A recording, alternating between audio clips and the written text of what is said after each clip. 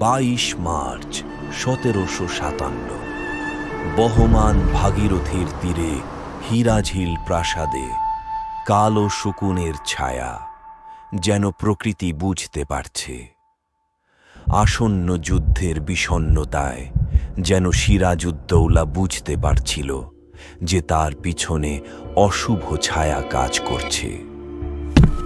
বিশ্বাসঘাতকরা ভয়ঙ্কর ষড়যন্ত্রের ছক করছিল প্রাসাদে ও যুদ্ধের ময়দানে, যা তার হৃদয়ে মেঘের ঘন ঘাটা সৃষ্টি করছিল।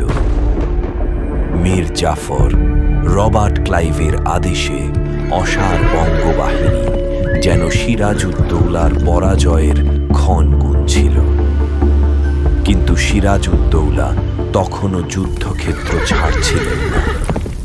তিনি পালাচ্ছিলেন নিজের অবিশ্বাস থেকে, কিন্তু নিয়তি তাকে ছাড়ল না।